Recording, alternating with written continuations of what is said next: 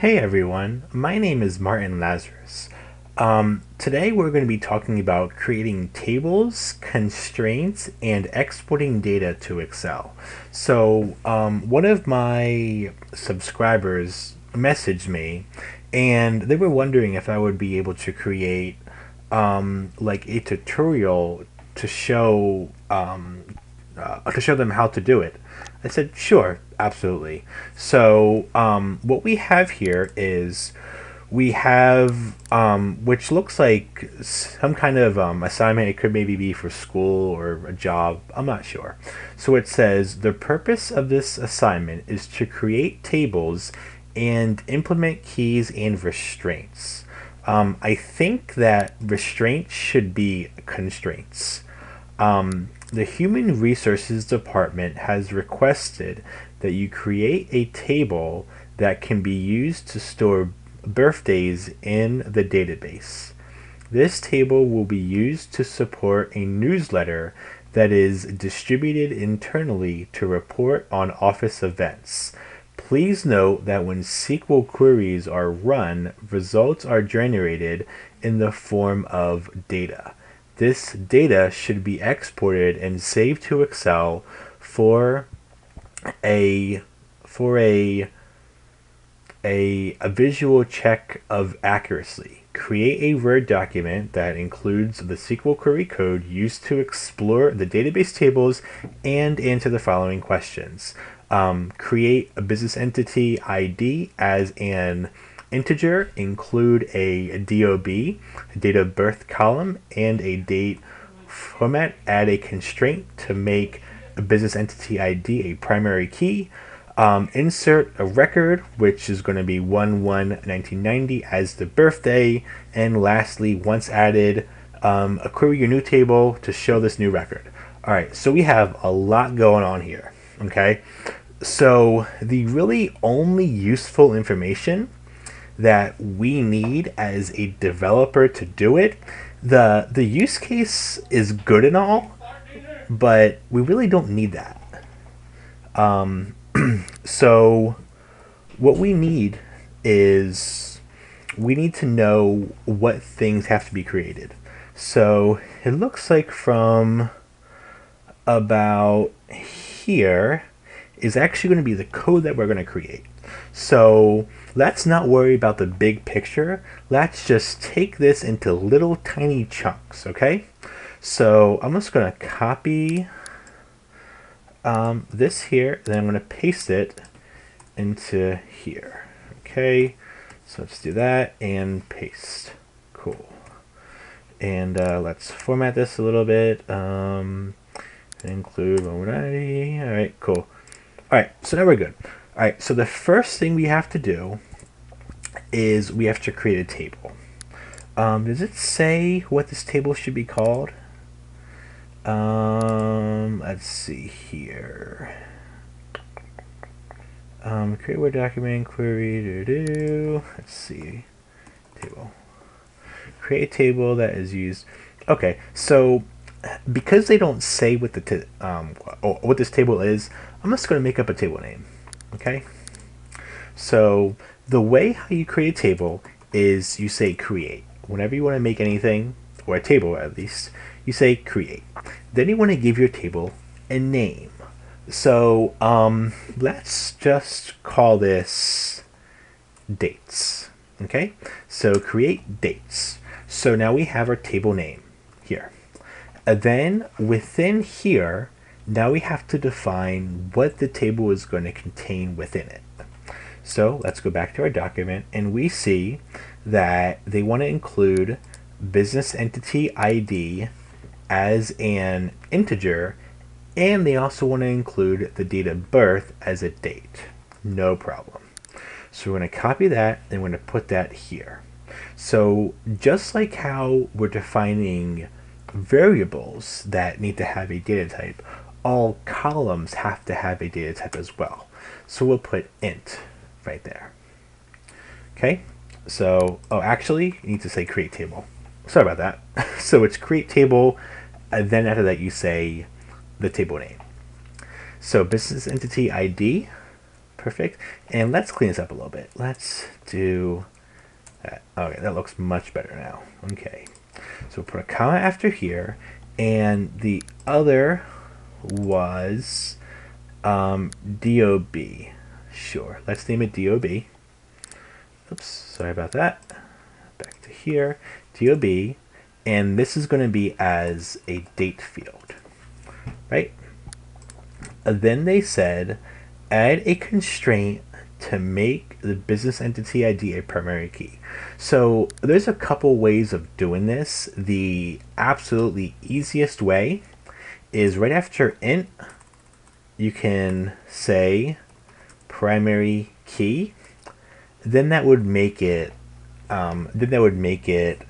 become then the key. One thing I would like to add personally, I know that this probably goes above and beyond what the end user is asking for, but I would do something that is called identity.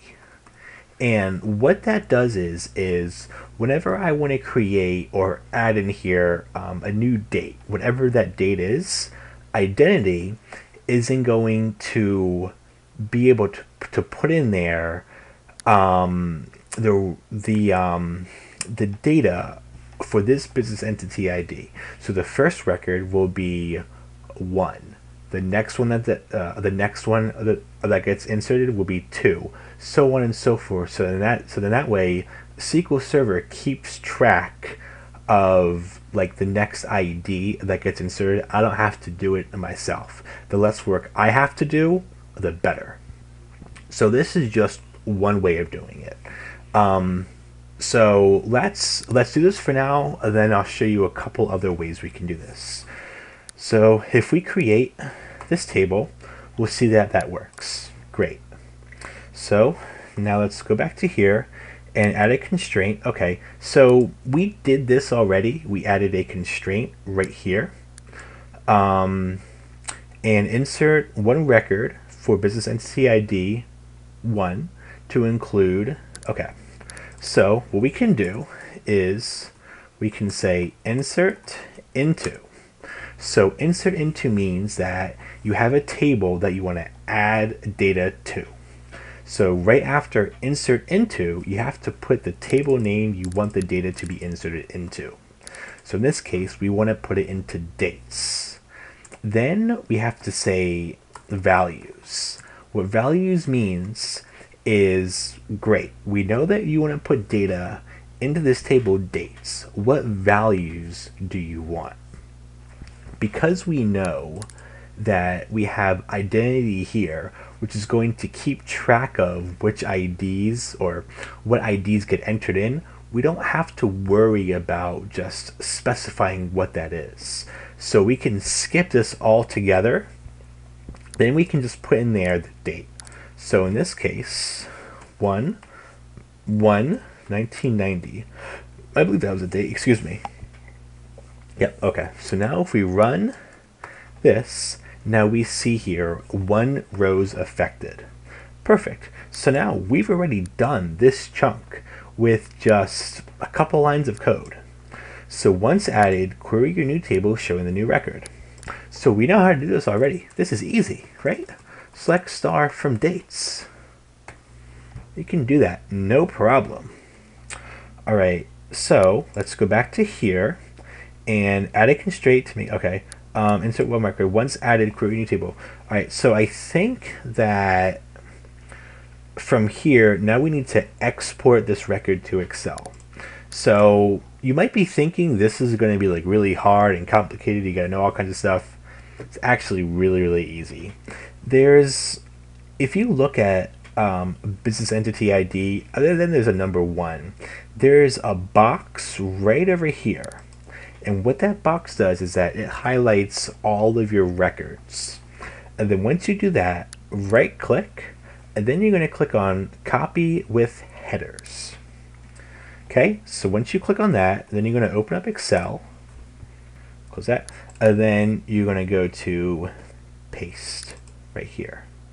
And then you're going to expand out your cells, and now you have exported your data out of SQL Server into Excel, and now you can do whatever you want with it. You can put up top here filters if you want to filter your data, to maybe filter a date of birth, but that's really it. So that goes over everything that was discussed here. So let's kind of back up a couple steps, and let's say that we did not have identity in here, how that would look. So I'll take that out, and you really want to be careful of doing this next step here. So I don't recommend doing this on anything that has on there production data, and even if it's going to be a test data, you definitely have to know what you're doing before you do this. So you say drop table, and what drop table does is it's going to erase that table like it never even existed. So any data you have in there, it's gone. I know that I can drop this because I only have in there one record. So like I said, just be extremely careful when doing this. So if I drop this table, I see here that command's completed. So just to make sure, if I run the select star from dates, I should expect some kind of error to come up. And I do. It says invalid objects dates. Perfect. So now let's run this again, and we don't have here identity. So now that works. So if we try to run this again, it's going to blow up. And the reason why it blows up is it's saying that column name or number of supplied values does not match the table definition. Well, let's go back to our table real quick. So we have here business entity ID. It's an integer, and it's also a primary key. What we have to do is that here we actually have to specify what this number is going to be. So I believe they said 1 was the first number. So if I just do 1 and then a comma, so now 1 is going to represent a business entity ID, and then the next item is then going to represent a DOB, or the date of birth. So if I run this, I see here 1 row is affected. Then if I run select star from dates, it's no different. It's just a different way of coding it. So now, rather than you having a SQL Server to maintain those IDs, now you have to enter them in yourself. So let's do this again a little bit differently. So let's take out primary key, and let's keep all that done. So I'll drop this table again, just so we have a clean slate. And what I'm going to do is I'm going to create this table again. So currently on this table, we do not have on there any constraints at all, right? No primary key constraints. And what a primary key constraint is, if you don't know, is that you can only have in there, or each of these business entity IDs that get entered in have to be unique. So I can't have in there 2 records that have a business entity ID equal to 1 or 2 or what have you. So how do we add or create a constraint to a table that's already out there? What we do is we say alter table, and then we say our table name. Then we say add, I forget exactly what the syntax is. Let's see if I remember. Add constraint, okay. And now we have to name our constraint. So if I call it PK underscore business, or PK underscore dates underscore business entity ID. So here what we're saying is PK that stands for primary key. Then we have our table name dates, and then we have our column name. You can really name this whatever you want, but you just want to have a convention you stick to. So add constraint pk dates business entity ID, and then now you have to say what type of a constraint is this. And here we're going to say primary key. And let's see. And I think I could be wrong. I forget exactly where this goes. So I think this might be right. I'm not sure. We'll mess around with it and we'll see. So I think right after primary key, you have to define what the column is, or else it doesn't know. Let's see if this works. Okay. So cannot define primary key constraint on nullable column in dates. That's very interesting. Okay. So let us drop this table again. And what it says is that this int column cannot be null. So to do that, let's put here not null. So in other words, I always have to enter in a business entity ID no matter what. So now let's create this table again. Cool, commands completed successfully. And now let's run this again, which is alter table. Cool. So I remember that syntax. I don't know how I did. I usually have to look it up. So now we're going to insert in our data. We see that works perfectly. And now we're going to select our data. And now to export, again, we just make sure that we click on this little box right between, or right at the one and the business entity ID. Right click, copy with headers, go into Excel, right click, paste, then you can do whatever you want with that. So I really hope that was helpful. I know that we've gone over a lot of stuff, creating tables, altering tables, adding a constraint, exporting to Excel. If you have any questions about any of this, please leave a comment or message me, and I will be more than happy to help answer any questions. And if there's anything that you think I can do better, please let me know. All right, thanks.